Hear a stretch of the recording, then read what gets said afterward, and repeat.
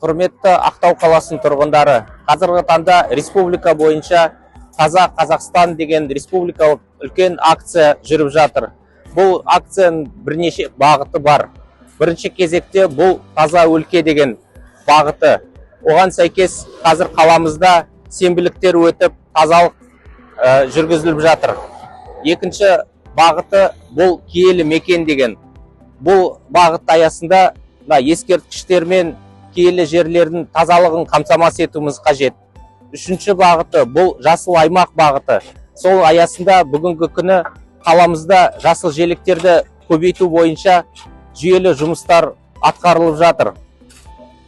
Төртінші бағыты бұл өнегелі ұрпақ. Әрине, қазақта нақыл сөз бар, атадан мал қалғанша тал қалсын деген.